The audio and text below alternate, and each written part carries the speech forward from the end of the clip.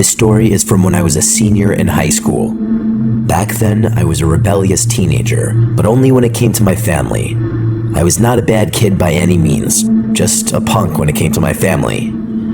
I had a loving family, but I was that kid who was too cool to spend time with them. They always expected me to entertain my little brother Jake, who was only 10 years old at the time of this story. I was 8 years older than him. With that age difference, we may as well have been different species. Whenever we would take trips, my family would usually stay somewhere on or near the ocean. We only lived about 5 hours from the coast, so it was an easy trip. This specific year, they decided to take a trip to Maine. Don't get me wrong, it was beautiful, and as an adult, I would love to go back. But as an 18-year-old, I thought that this was the worst trip we could ever take. Before I continue the story, let me just acknowledge that I know how much of a piece of garbage I was back then. Even as I write this, I can't believe how much of a little punk I was.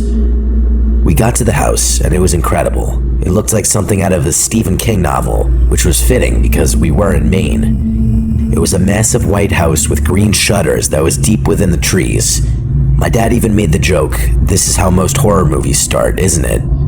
Probably not the best thing to say in front of a 10-year-old, but my brother didn't care. He was just as mesmerized by the house as I was. Inside the house was almost like a maze. The back center of the house was a huge living room that had an awesome view of a forest behind the house. The rest of the house had all these hallways that intersected in places that strangely didn't make sense. It was like a house you would design in The Sims, and not something you'd see in real life. The weirdest part of this place was not the hallways. It was that the house connected to a small adjoining house. The house where the owner of the property we were staying at lived. His name was Hugh. He was, let's say, strange. He was tall and wore this very old, sweat-stained bucket hat. His teeth were very yellow, but it wasn't his physical characteristics that stood out. It was his personality. He was goofy and loud, a bit eccentric even. He welcomed my family and acted very friendly toward us. He kept referring to how kind folks from Maine were. My family's polite and nodded along with him while he was talking to them. He told us that he was right next door if we needed anything, and other than that, we wouldn't hear or see him for the entire week. We weren't thrilled about having this person basically in the same house as us, but there was nothing we could do now, and we just decided to make the best of it. Well, my family decided to make the best of it. I was being the worst and telling my family that I wanted to leave. I was looking for any excuse to leave and come home. The first morning there, while we were eating breakfast, my parents told us that we were going on this great hike. I told them that I didn't want to go. After a little back and forth, they decided to let me stay at the house, and the three of them were going to go on the hike. The main reason I didn't want to go was that right before vacation, I had just started dating this girl, Danny, and I wanted to talk to her. I knew if I went on the hike, I wouldn't get service, so I ditched my family to text my high school girlfriend. I was telling Danny about the house and sending her pictures of the weird layout. When I told her about the adjoining house, she didn't believe me. I told her I was going to send her a video to prove it. At the end of one of the hallways was a door. I sent her a video telling her that behind that door is Hugh's house. She still didn't believe me, so I sent her a video.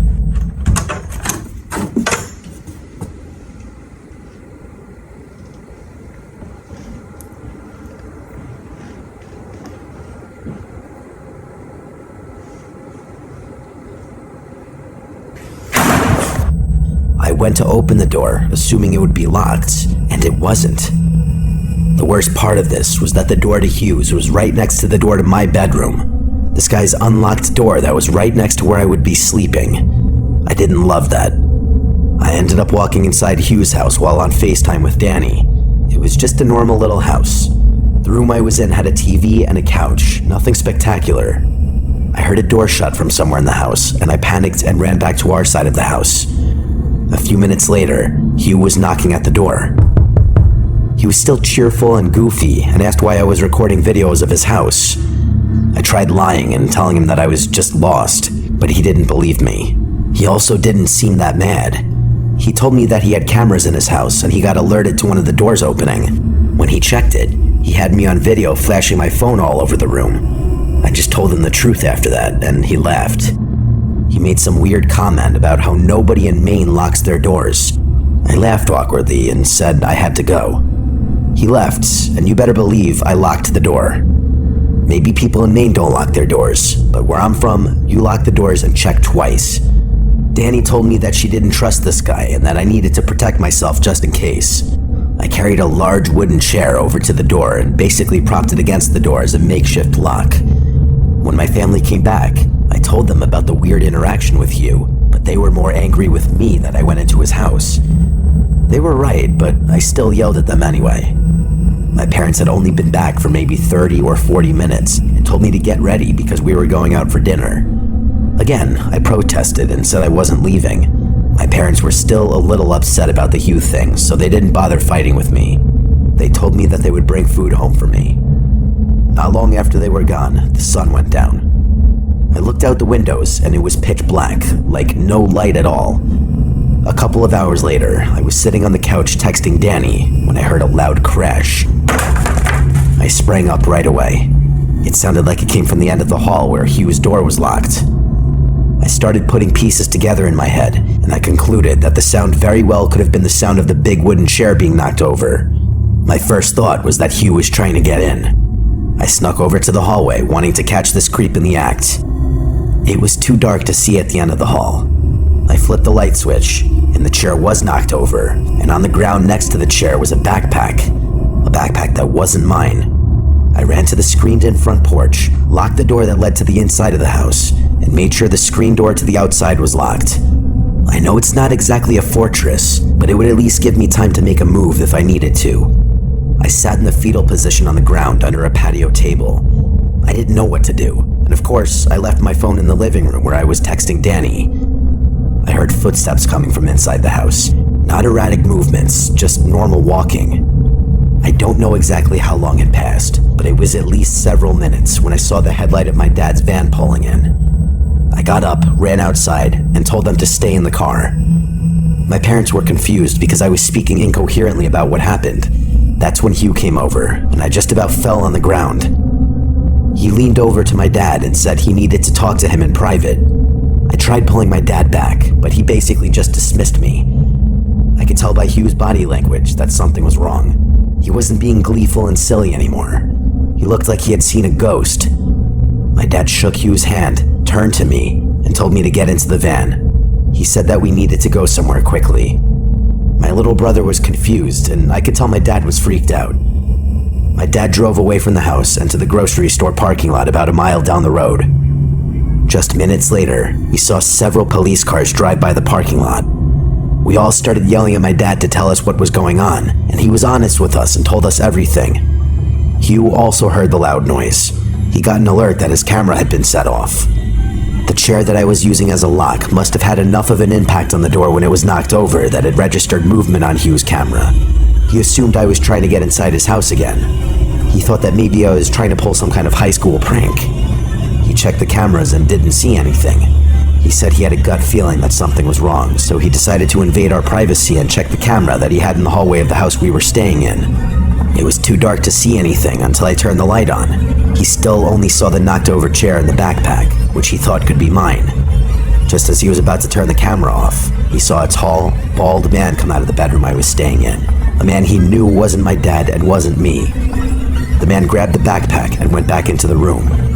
Hugh ran outside immediately to help me and noticed that's right when I had locked the screen door and ducked down. He was smart enough to assume that I probably wouldn't have believed him, and he was right. I wouldn't have. Instead, Hugh hid in the front yard with a clear vantage point of the house, just in case this intruder tried anything. He didn't want to sneak in through the adjoining house and potentially alert the intruder, because he thought that might put me in danger. As soon as my family returned, he told my dad everything, and that's why we ran off. We were only in the parking lot for a few minutes when Hugh called and said that the police chased the man into the woods and they hadn't caught him yet. He told us to remain there and that he would grab all our things and bring them to us. We stayed at a hotel that night and drove home the next morning. If I hadn't acted like a spoiled kid and stayed at the house, all this could have played out much differently. It could have been a lot worse. A few months later, my dad reached out to Hugh and asked him if they ever caught the guy. They never did. Even with all Hugh's cameras around the property, they still didn't know how he got in or even what his intentions were. He could have just been a homeless man looking for shelter. At least that's what I told myself back then so I could sleep at night. Sometimes the scariest things that happen to us aren't always face-to-face interactions. Sometimes it's just people hiding in plain sight.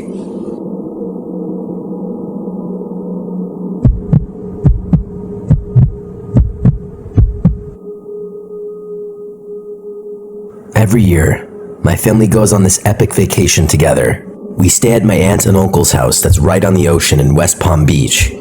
Their son Will is the same age as me, and we've always been good friends. It's also not just my immediate family. My other aunt and uncle join us and bring their kids as well. Their daughter Teresa is my best friend. We went all through high school together, and because we're the same age, have the same last name, and kind of resemble each other, everybody thought we were twins. We would love these family vacations because we would tell strangers that we were twins. As we got older, Teresa, Will, and I would party like rock stars on these family vacations. We would spend the day on the beach with the family, but at night, Will would take us to bars and clubs. Because he was the local boy, he knew all the hot spots. On one specific family vacation from a few years ago, the three of us witnessed something weird, something that still bothers me and freaks me out to this day. Teresa and Will aren't so freaked out. They think what we witnessed was some kind of prank or just a weird occurrence. I'm just not so sure. The trip was like any other West Palm family vacation. We were living it up. Once in a while on these trips, Will would accidentally have a little too much to drink. Maybe it wasn't accidental. The boy liked his drinks. But because of this, Teresa and I would know exactly when he hit his limits. That's usually when we would call it a night and find a ride home. I was always responsible for us getting home. I would only drink to a certain point, and then spend the rest of the time making sure that Teresa, and especially Will, didn't end up in a ditch somewhere. On this specific night, Will started getting a little rowdy in one of the bars. He kept saying that because he was a local, he could run his mouth, but that's not a thing. He was making a lot of people inside the bar mad, and he ended up getting thrown out of the bar we were at. And I mean, he physically got thrown out of the bar by the bouncer. He was mumbling a little bit, but he was fine. He didn't hit his head or anything. I think his self-esteem was hurt more than anything. I told Teresa to watch him while I tried to find us an Uber or another way home. He kept calling me a buzzkill, and that's kind of how I knew it was time to go. I secured us a ride that would be there shortly. While we were waiting, I called my boyfriend and just told him about the night we were having. He laughed and told me to call him when I got back to the house. Just as I hung up the phone, Teresa ran over to me freaking out. She said she wasn't paying attention to Will while she was on her phone, and he got up and wandered off. The boy was in no condition to wander anywhere. I tried calling him, but his phone kept going right to voicemail, which is right on brand for Will. After a few minutes of running around the streets yelling his name, I heard Teresa shout at me that she could see him. Thankfully, it was Will. He was walking in a very crooked line and heading towards the swamp or forest or something. I don't know what you would call it in Florida. I don't know the difference between what qualifies as a forest or a swamp. It was a heavily wooded area with a lot of mud and dirt. I'm going to refer to it in this story as a swamp because I feel like that's more on brand for Florida. Anyway, Teresa grabbed him before we entered the swamp and started giving him a verbal beatdown. Will was laughing and acting like a toddler. As soon as Teresa let go of Will, he sprinted into the swamp. I don't know if it was adrenaline or rage, but without thinking, we sprinted into the woods after him. It only took us a little while to catch up. He was so messed up that he wasn't moving very fast. Using the flashlight from the cell phone, we were able to see just how dirty and gross this area was. Our feet were completely covered in mud. As we started heading out of the thick brush, Will, of all people, told us to shush. We both looked at him like we were going to smash him in the face, and before we could speak, he told us to be quiet again. He ducked down and looked scared. This was a completely different Will than 10 seconds ago. It didn't take us long to realize why Will got down. We heard shouting and screaming coming from somewhere in the swamp. It wasn't just normal screaming, at least to me. It didn't sound that way. It was like screams I've never heard before, and I haven't heard them since. The three of us just stayed quiet and stayed put while the sounds of these screams echoed all around us. We couldn't tell exactly where the screams were coming from, but whoever was screaming sounded like they were in trouble. Then, almost as abruptly as they started, the screams stopped. We didn't move. We stayed put in that muddy swamp for at least another 15 minutes. Then we sprinted out of the swamp as fast as we could and made our way back to one of the streets with the bars. We got a ride home and sobered up real quick. We tried figuring out what we heard so we could make a rational explanation. Anything we came up with wasn't good. Teresa came up with the idea to check out the swamp in the morning. During the day, she said we could safely navigate the area and see if there was anything to be worried about. I know I would never be able to navigate my way back to exactly where we were that night before, but Teresa's good like that.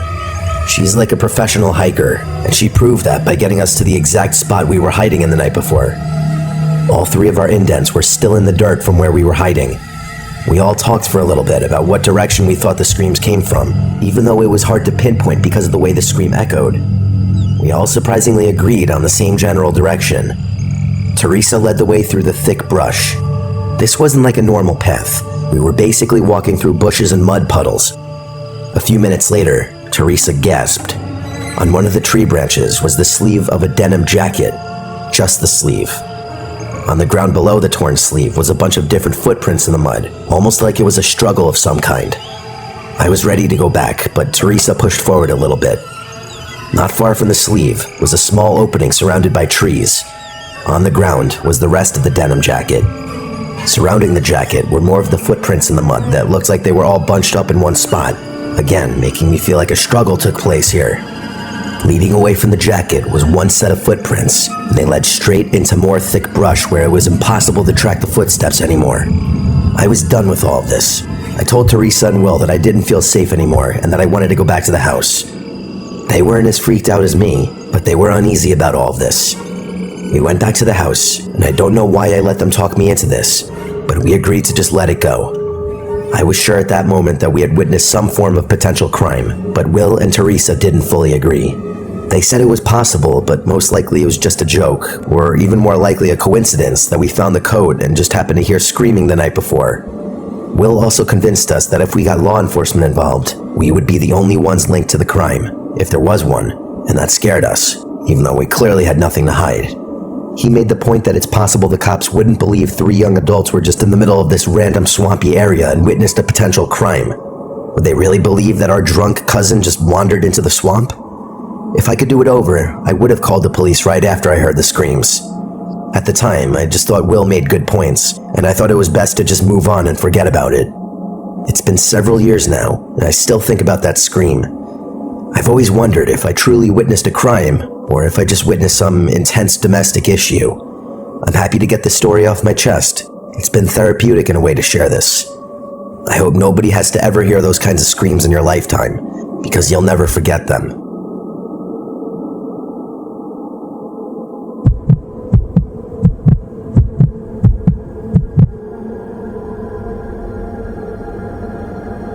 This story I'm about to tell you happened to my girlfriend and I last summer. It was the first time we were able to travel together as a couple, and we were excited about it. She came with me one time on a family vacation, but that's not the same as being alone together, so this felt like a memorable and important next step. The trip ended up being memorable, but not for the right reasons. Not that anyone will ever find out who we are, but just in case, for privacy's sake, I'm gonna refer to my girlfriend as Vanessa in this story. One important detail I need to point out in the very beginning is that Vanessa loves to remind me that I'm way too nice and generous when it comes to meeting people. She claims there's a difference between just being nice like a normal person and being like my version of nice, which is apparently treating every new person I meet like they're my best friend. Those are her words, not mine. I'm an overly friendly guy, and that's gotten me into trouble many times in my life, but only once did it almost cost me dearly. This story starts on the way down to Ocean City, Maryland. It's a fun little tourist town. It's basically just a large coastal town with a ton of condos, hotels, and restaurants, and it's all right on the ocean for the most part. I used to travel there with my family when I was a kid, and this was the first time I visited as an adult. When we were about 20 minutes away from the condo we would be staying at, I decided to pull over at a gas station and fill up the tank, as well as grab a few drinks.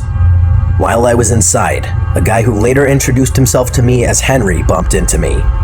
He turned around and started apologizing like crazy. I put my hands up and assured him that it was completely fine and probably my fault anyway.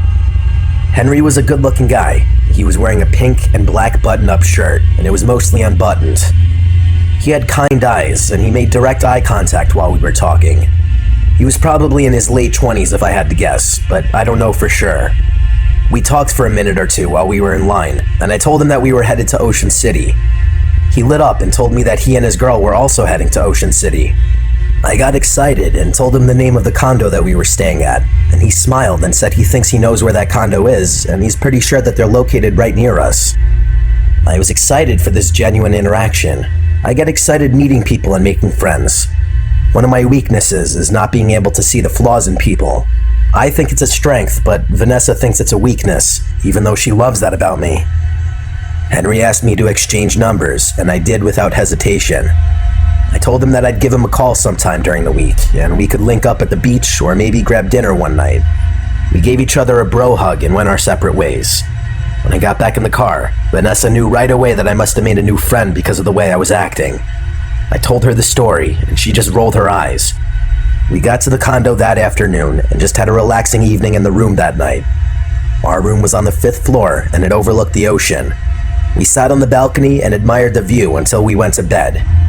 The next day, we went down to the beach early. We're both early risers, so getting up early is no issue. We set up our chairs a little after 7 in the morning and drank our coffee on the beach. A few hours later, I heard someone shout my name from behind me. I turned around, and Henry was waving at me with a woman following him. She was not like Henry. He was mirroring a lot of my mannerisms and energy, and she looked miserable. She was pale. Most of her face was covered by these huge sunglasses, and the rest was shaded by a huge sun hat. She was also wearing leggings and a button-up long-sleeve shirt.